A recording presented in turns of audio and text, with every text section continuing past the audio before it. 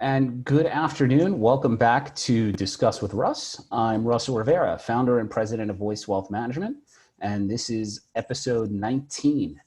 My guest this afternoon is Aaron Shipp of NYU and the Ivy Edge. Our topic this afternoon is the new college landscape.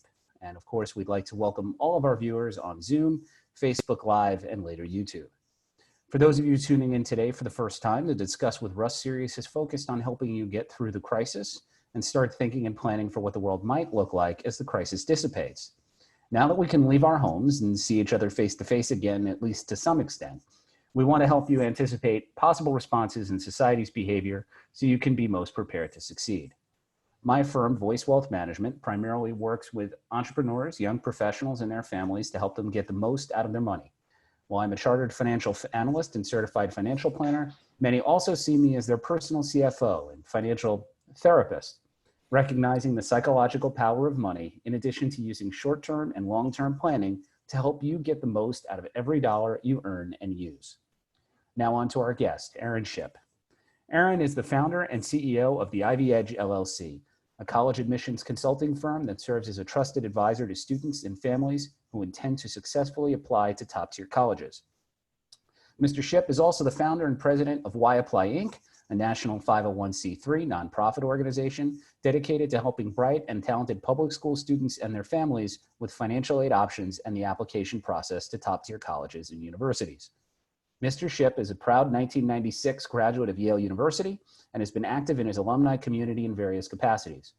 He currently serves on the Yale Alumni Association Board of Governors, was a founding member of the Yale Black Alumni Association, led its New York City chapter for many years, and served on its board of directors.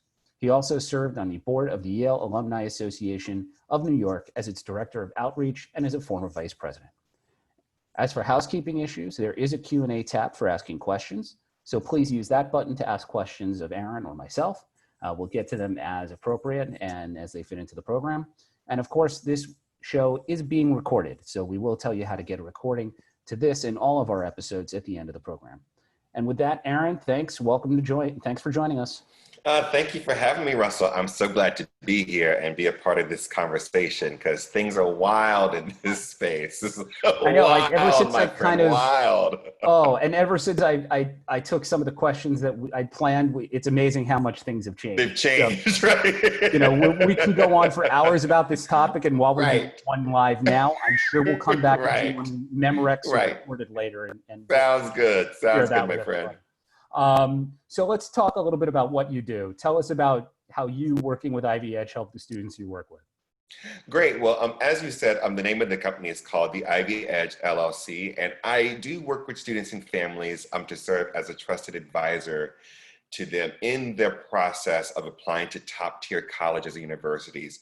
And I'm very specific about that because that's really the work that I know what the kind of technology, I guess, as I think about it, that I've developed over the years with the Ivy Edge and Why Apply, my nonprofit, to really help students position themselves to be the strongest candidates they possibly can be in an applicant pool of top tier colleges. And how I personally define that, or I think how it's defined across the board, are four-year private and public universities in the United States, four-year accredited universities that accept 30% or less of their applicant pool every year of their freshman applicant pool. So that's really the kind of the focus of the work that I do. And it really kind of comes from my background of working as an executive coach for many years in New York City. So I applied those same techniques that I used when I was working with C-suite individuals and senior elected executives in the financial services and high-tech industries to my clients in terms of helping them develop a strategy for high school, right? With particular tactics in between, so that when it comes time that they're in the fall semester of their senior year, they've executed a plan that I've been kind of working with them on the background to think about, and also helping the parents understand what's going on, because most of the clients that I work with are my age, so we're all like either squarely like late generation boomers or mostly Gen Xers who have students that are now coming of this age. And the college application process looks very different And, before COVID-19 hit, people were definitely overtaxed and overworked and didn't really have the wherewithal to really understand what the bandwidth was for the college application process at this time to best help their students be prepared for it. So that's part of, I think, why this industry was born. And now, after COVID-19, like there's even more stress on parents. So I found that to be very good for my business because it definitely has gone up in the pandemic. Who knew? I didn't plan for it, but it's, I'm happy and my wallet's happy. But in terms of the final part of that question, Russell, I would say that I have 5 areas of focus that I have developed that I work on with my clients. First is academic planning. That's really the foundation you need to be a successful applicant of any of those schools. Also leadership development and extracurricular activities. Really helping students find their interests and passions and developing them where they become a leader in those areas. The third is something called distinguished excellence. That is helping students identify 1 or 2 areas that they really that they're going to choose to excel in, either on a regional, national, or international level. Because of an applicant pool of a top tier school, you're going to have students that are playing at that level. So I want my clients to begin to also play and experience life at that level as well. The fourth area is monitoring the students' psychological and emotional well-being. As I said, for my background as an executive coach, we kind of look holistically at the human being and how they're doing. So there are definitely techniques that I have that are a little bit different from someone who has worked purely in admissions or has worked purely as a high school guidance counselor, that I bring to the table that's a bit different from what other people that are working in this space may offer.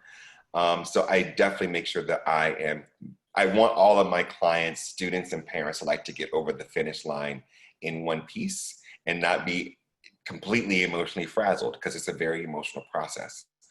So I really kind of pay attention to those things. And then the fifth would be opportunities for service and global citizenry. The top tier colleges innately or explicitly are looking for people that have students who have given to others who cannot give to them in return. Because when you look at those traits of people who engage in service, such as people that have empathy, compassion, kindness, these are the qualities of these top schools that these admissions officers are looking for in their students and have said so explicitly.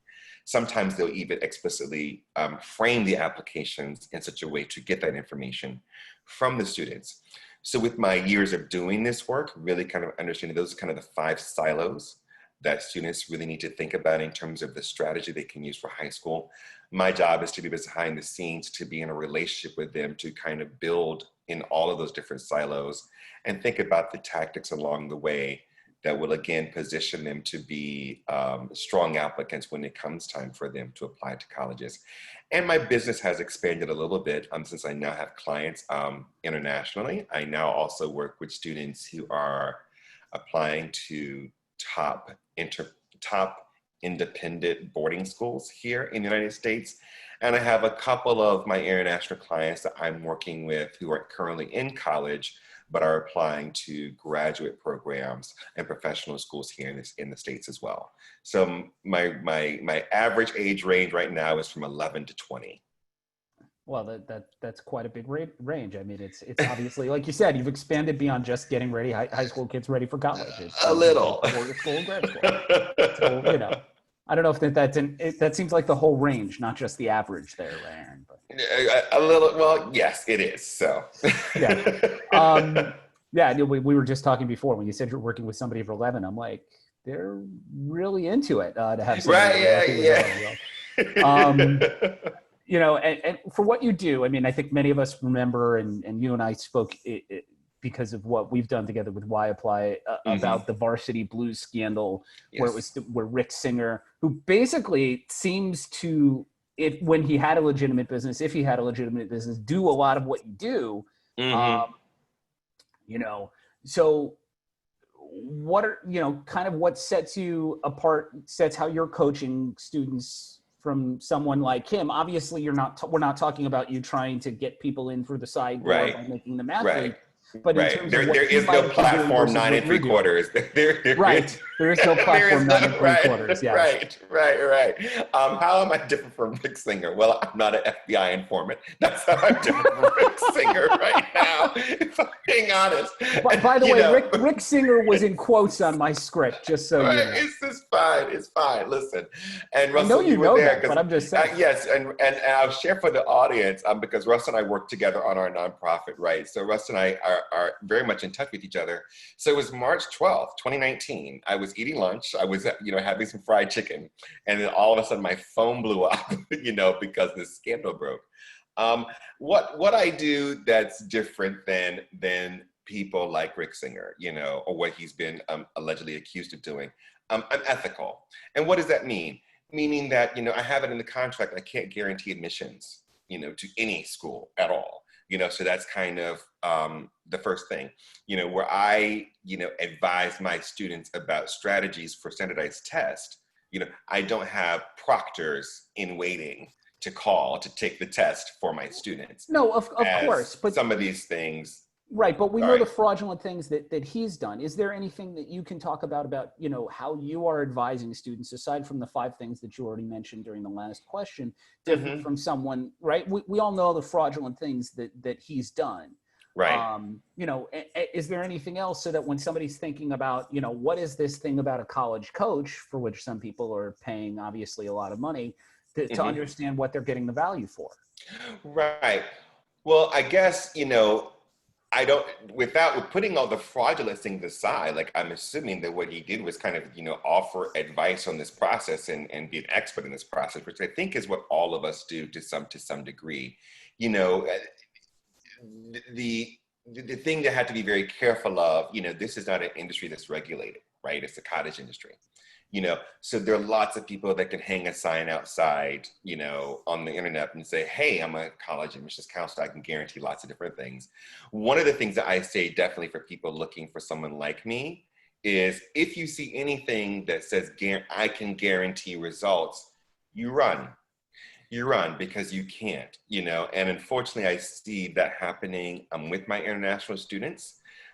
They come to me when they have usually been burned by some other organization that has, made these promises like a Rick Singer has made, that you can't make. Again, what I do differently, I'm not here to do any work for any student.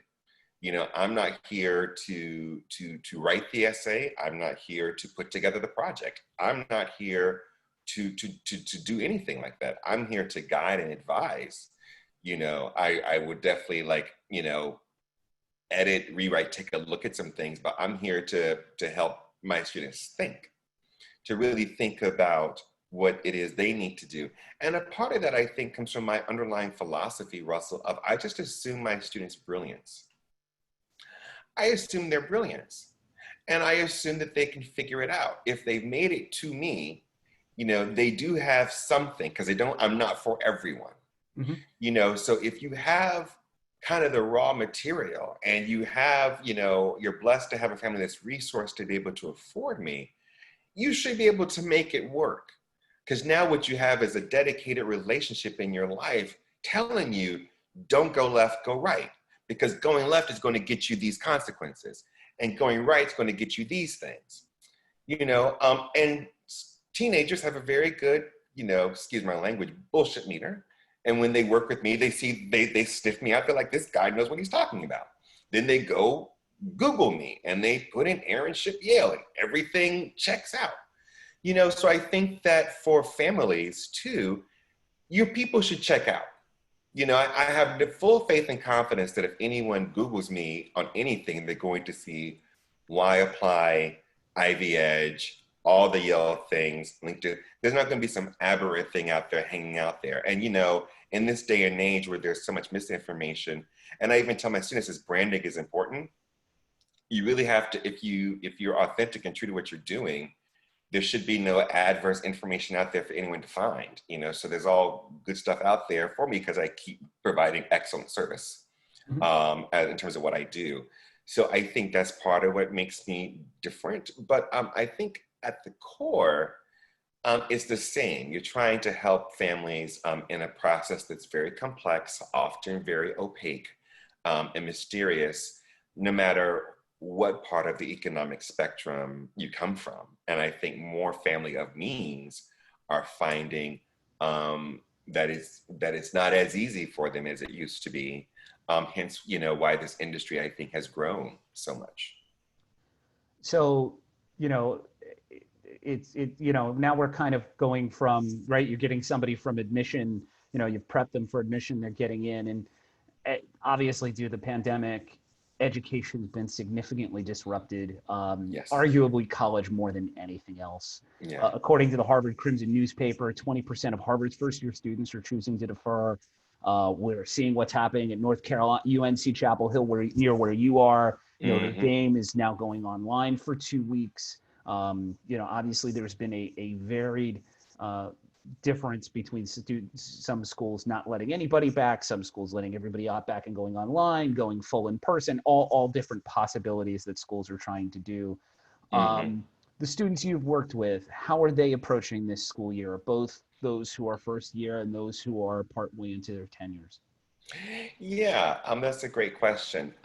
For my students that are freshmen now, college freshmen, meaning that they work with me up until earlier this year, those students have moved on to campus so far because their campuses are offering hybrid models of instruction. And my college students actually, because my college students are international, they have opted to stay in their home countries and do remote learning online because their schools have offered that opportunity. I believe there's one student she's a freshman at UConn, and there is a UConn campus in Beijing, I think, that Mm-hmm. she's going to be attending for the first semester. So she's going to be going in person to UConn, but it's going to be in her home country. I don't think that's unusual in terms of the choices that students are making this year. And again, we're also seeing that with my high school students. I have a mix of students that go to public schools, private schools, parochial schools, and it really is kind of on a case by case and geographic basis in terms of what the rollout is for those schools as well. So you also work, obviously, you mentioned you have the Chinese student going to UConn, Beijing, I guess.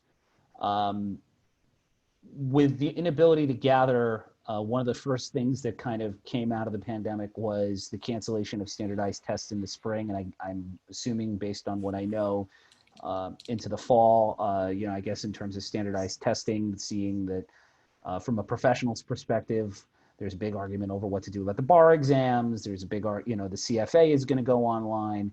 But obviously standardized tests are a big part of the college admissions process.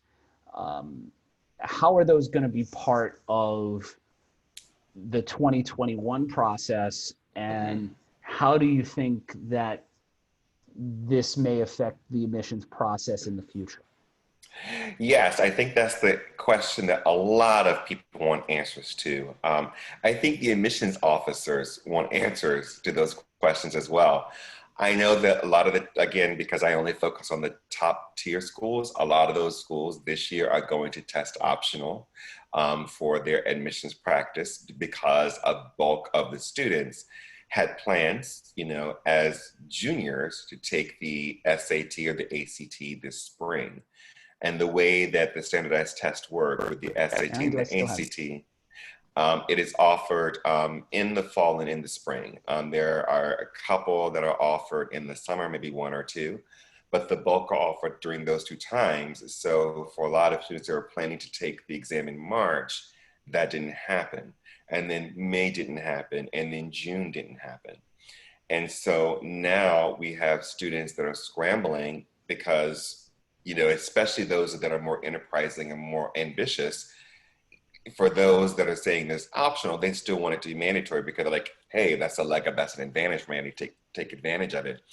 I would say the College Board, I don't think, has handled it very well Unfortunately, what has happened to my students right now is that for those that have registered for an August exam on the 29th, because of, community spread of COVID in those particular areas, some of those exams have been canceled altogether, leaving students scramble to try to take it. And I mean seniors specifically, because they're the ones that are running out of time, having to try to take it in September or October. I even have one student who lives in Washington State, and because his family fortunately does have the means, they're willing to fly him as far away as Utah to take this exam if they can find a slot for him. The other unfortunate thing that has happened is that some of my clients, the exam has not been canceled, but their seat has been removed because in order to make the in-person testing safe, they've had to reduce the number of seats that they had scheduled for the exam. And then those students have been kicked out, will get refunds, but are now left to scramble to find exam centers elsewhere. So it's a mess. It's a mess. And a lot of my work these days is really trying to help my students be proactive and my families be proactive in knowing that you might have to scramble, particularly my seniors. But at the same time, the assurance comes in is everybody's scrambling. So it's kind of a zero-sum game, right? So you're not going to miss out on anything because everybody doesn't know what they're doing. From the college piece, I think colleges have long acknowledged that standardized test scores measure how well you take a standardized test. I think they also know that there's some inherent inequities in that, like either A, you're a good test taker, you're going to be great at it, or B, you've had the resources to be trained to take the test and they've been supplied to you, so you take the test well. And I think they know that. At the same time, it was still, in some ways, a metric that they were using in order to determine, who were some outliers in zip codes that are ways to kind of cut through the sheer volume of applications that were coming through.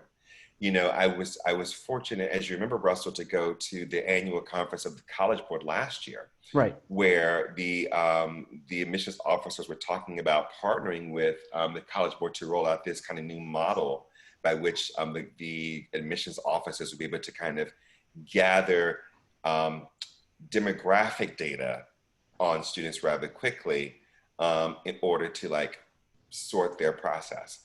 But what this is also bringing up, and as we're seeing, Russell, with all alma maters, also different lawsuits that are flying around, there's not a lot of transparency in this process. And I think that will change. I think that has to change. I think that must change. I think there are going to be different folks that are not going to be very pleased with that. But I think it's begging the question, what is this process for these for admitting people to these schools? Because how are students going to prepare? And it'll be interesting to see how it plays out. But again, I think I know because I have professional relationships with those folks. So that's what I try to bring to bear to the work I do, as other people that have been officers doing this work at these top tier schools. We have the inside knowledge, right? But we ask folks to pay for that, right? To know what you do. I think that's going to change. Does that mean that my industry might, be in its twilight years? I don't think that that's the case, because I think there's still other things that we can do besides, having to figure out the workarounds besides how do you prepare a kid if the standardized test score is no longer going to be a way to kind of separate the wheat from the chaff, so to speak, which is what it has traditionally been used to do. They're going to have to take a deep dive into those applications because they're not going to be able to use those scores to cut off anymore. And that might not be a bad thing. I know the University of California has said they're not going back to it regardless. So we'll see how that plays out. Like we were saying earlier, there's not a lot of information yet because everything is so new. So we don't have studies and data to really show what's going to be the best path forward. I trust that work is happening now. So that's how we're going to kind of know what the lay of the land is over the months and years to come. Like I said, we're going to be able to have many conversations about this as Yeah. we go forward. Um, so we talked obviously about the admission standards and the testing. What about the financial picture? More students as a result of COVID and the attendant economic issues are likely to need aid. But obviously, because these schools either won't have enough funding from the states or from whether they're not able to pull up from their endowments, just trying to touch upon all the different possibilities for college funding that there might be, they may not be able to receive it. And there are maybe likely to be fewer spots in coming years because of deferments. So how does that all interplay into this? That's again, another great question. And I think the answer is they don't know, because here are the different competing factors, right? As I said, when the pandemic hit, most of the schools had already had their budgets for this academic year approved. So that money had already been kind of set aside. Now what the question is, what does it look like, for 2020, 21, 22, right? Because now you have uncertainty in terms of income, right? Where they kind of had a model for like who is going to be able to pay and who's not. Now that's kind of up in the air. So we don't know what that's going to look like. And I'm talking particularly now private schools, right? Public schools, different situation, because those budgets come from the state. Well, we don't know how the states are going to have to reallocate resources, in terms of what type of aid they can provide. Also, part of the influx is there are operation costs that are going to have to shift that they have not factored in for an entire academic year. They might be saving money because, you're not having to heat and cool buildings, but are you, having staff freezes? Are you having to have reduction in staff? Like, is keeping buildings going for the eventuality when students come back in? What are those operation costs? And what do those budgets look like? The stock market's doing well today. Some schools were better positioned, to take that hit on the endowments early on this year. Some were not. Some were struggling beforehand. And they were really relying on those tuition payments that now they might not have that income coming in. And then what does that do for schools that have made a commitment to providing as much aid as possible when they thought that the income stream and the coffers were going to look one way, and now they look completely different? These, again, they're months into figuring this thing out, and they're having to figure it out right now in real time. So what does that mean for students and families in terms of their finances? I would offer, be in touch with your school as much as possible. Get as much, because they probably have as much information in real time as you do. So as much as you can be in conversation with them, if you already have children that are in school, to build that relationship so you can get the inside scoop. I always advocate for families to have one person that they have a relationship with in the financial aid office or the bursar's office.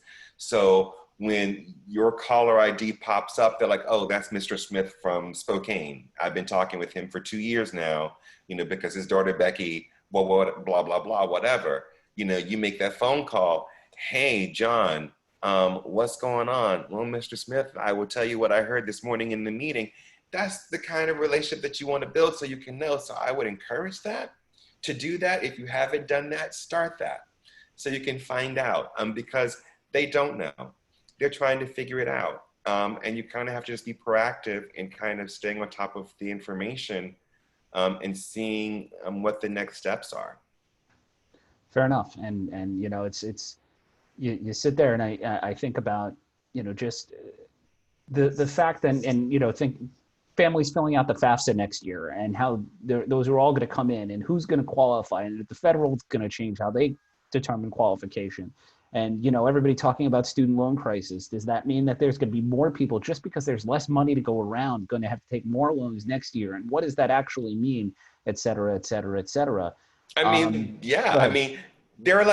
There are no coins. I just have to have that joke. It's just like, that's money going around. It's so weird. Like, there are no coins going around. But these are the questions, right, Russell, that we don't know. We just don't know the answer to. And it all kind of transitions into the next question because, now that I don't know if we covered it at the beginning, but in terms of you now doing a lot of what you're doing in terms of consulting and teaching about the process at NYU, one of your new colleagues, Scott Galway, has been talking about how the college model is, as we've all imagined it, we've all lived with it for the last, I guess, as you and I went through it to some extent, in his mind been broken, and that the pandemic will make obvious kind of what many people have been talking about in terms of the excess cost to students, at least in terms of sticker prices, right? Whether it's bloated administrations or the perks that are meant to attract those who are most able to pay. Like, doesn't like Arizona State have a water park on campus or something like that? I Like, don't know. I mean, those kinds of things, which actually may or may not, which don't actually supplement education. It makes college in some ways feel like 4 years of summer camp, at least depending on what you're doing. So, at the same time, students have said the switch to online was a failure for them in the spring, while other specifically online models have brought opportunities to learn at lower cost. edX, for example, or Harvard offering CS50 online, which they offer to Yale students as well. My 11-year-old son has taken an edX course. Right. You put all that together. Where do you think the institution of college goes from here? Again, I don't know, but I think they have to figure it out because, I think we have to ask of ourselves some really real questions and get some really real answers. What is education? What are you paying for? What is it really? I think we have to start with that philosophical conversation. Each individual has to ask that question. These institutions have to ask that question.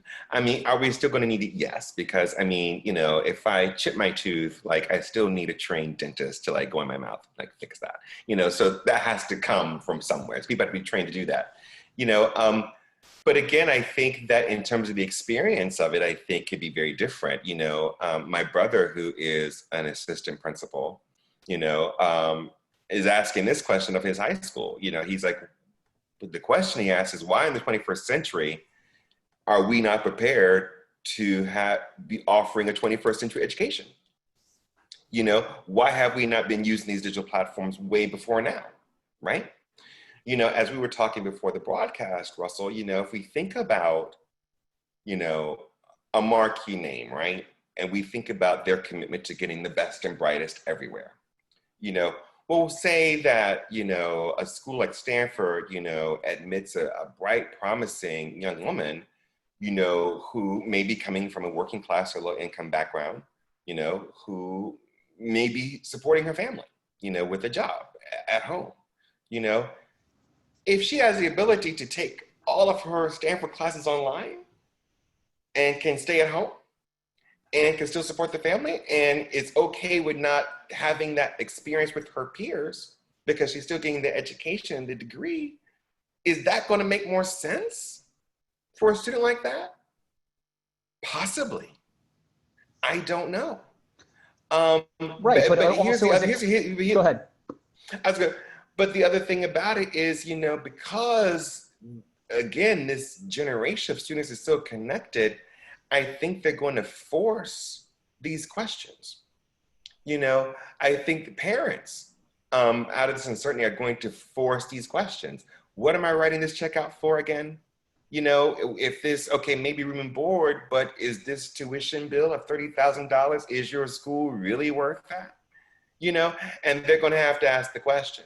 Are you paying for the actual instruction, or are you paying for the marquee name that's attached to your child's degree and the network that your child be associated with upon getting the conference of said degree upon your child? You have to ask them questions, and the answer will be different for everyone. But I think there's going to be a lot of folks having to get real about a lot of things. I think across the board. As a counter, we're talking about some of the actual educational experience. I mean, I think we all kind of, and you and I've never talked about this offline, but, what is it about staying up till 4 a.m. with a dorm mate and having one of those deep, difficult conversations that exists entirely outside of a classroom? Absolutely. I think it's one of those things that even dealing with elementary education, that interaction needing to be in person Yes. is necessary in order to have that happen. So there's got to be something here that we obviously hasn't been birthed yet, I guess, even as an idea that Hmm. makes some of this stuff happen. Well, I think that's part of the question too, in terms of that's why I say go back to what you value, because for some people that's very valuable. For a student like me, a natural extrovert, like, I would crave it and, and do much better in person for those, 4 a.m. late night experiences. And maybe it's valuable for someone who's never had them because they don't put themselves out in the world that way. But how do they get to have them if they're never in an environment for them to happen, right? Because those experiences too were very meaningful, and I think a part of the price tag of my education as much as anything else. The answer is I don't know. I think that it's all temporary. I don't know if there'll be fundamental shifts, because eventually, we will learn how to manage collectively COVID-19 in a way that we can return back to the outside, as I like to say, in a more full way. We're not there yet. We will be. And then, even when the dust settles, I think the questions are so sharp, they will refuse to just slide off the table again. They're going to stick, and they're going to be solved, because we're not going to forget this. And like I said, it's bringing us some very real things that collectively we have to think about, individuals and families have to think about. And we'll see how it rolls out. I think it's my job, how I can best service my families right now is staying on top of it as much as I possibly can. So when they have questions, I'm able to provide a little modicum of certainty in saying that I'll be the one tasked with researching it. So you don't have to. I'll find out what I know.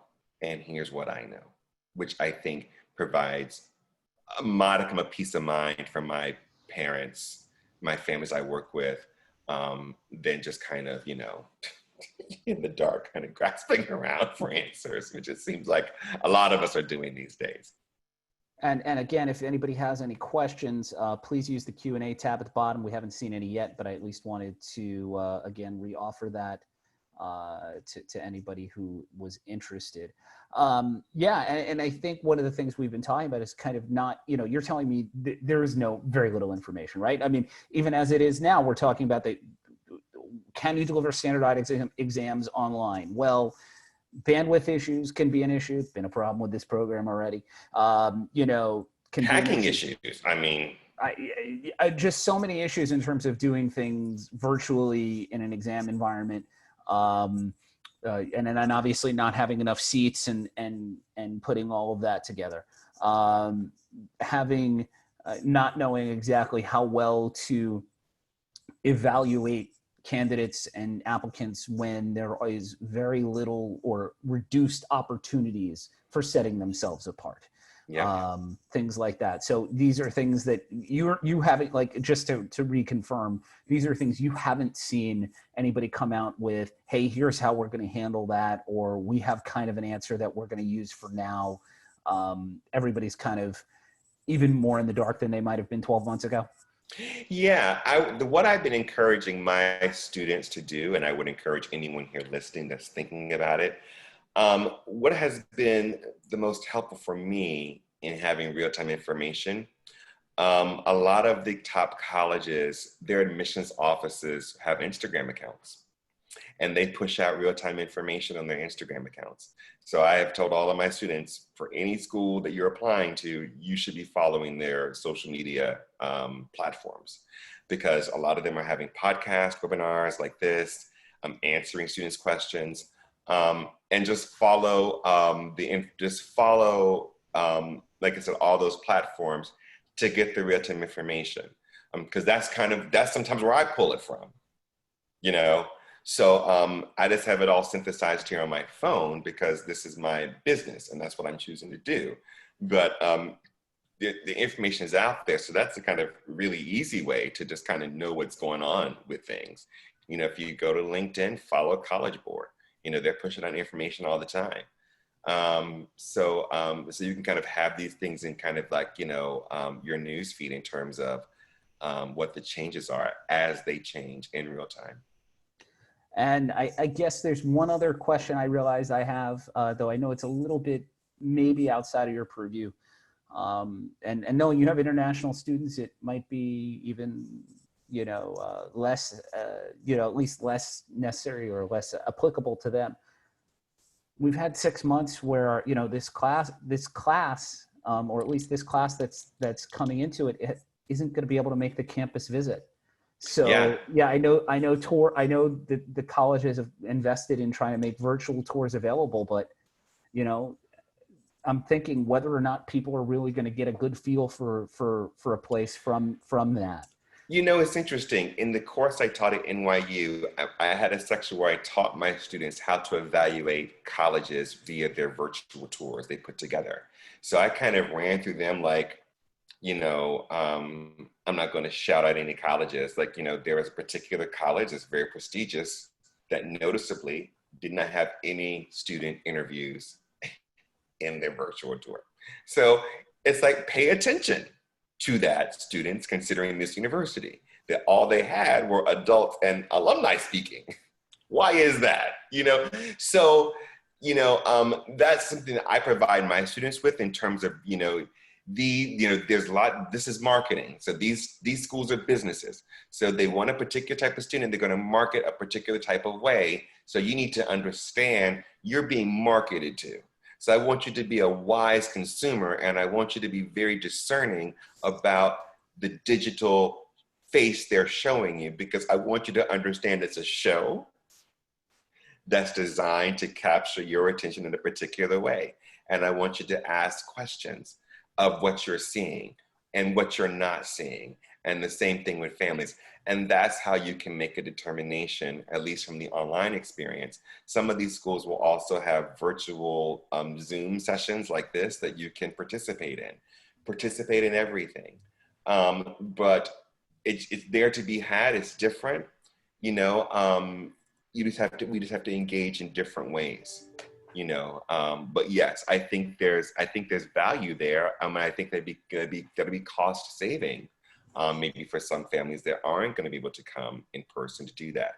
You can still evaluate a school using those metrics, because like I said, they're putting a lot of money into the marketing of what they look like, on the World Wide Web, to attract a very particular type of student. So that would be the way to go with that. Hey, I'm familiar. That sounds like my phone ring. Sorry. That's okay. Sorry about that. Oh man, it's been fun, Aaron. So I always ask by closing how people can contact you if they'd like to talk to you more. Absolutely. You can visit my website, which is www.ivy-edge.com, or you can send me an email at my first name, AARON, at ivy-edge.com. Great. Thank you so much for joining us, Aaron, on Discuss with Russ. For those of you who'd like to reach out to me, you can reach me at russell.rivera, that's russell.rivera at voicewealth.com, or you can give me a call at 646-630-0980. We will be sending a follow-up email with the link to the recording, which can be found in about a week on www.voicewealth.com/blog, or you can view all of our videos at the Voice Wealth Management YouTube channel. For those of you who have been paying attention, watching this series, we're going to be taking a few weeks off and just reimagining how we're doing Discuss with Russ. Maybe not Wednesday at 2 o'clock all the time, but maybe on a more of as released kind of method, or maybe doing something completely different. So I want to thank all of my guests and everybody who's been watching up to this point, but we will be back with an episode 20 some point in the fall. So again, if you have any questions or would like to discuss it more, you can reach out to me at russell.rivera@voicewealth.com, and check your email boxes for information on when this video comes out and all of our other emails, all of our other videos, and any registration for other events we do. So thank you for joining us, and we will see you next time.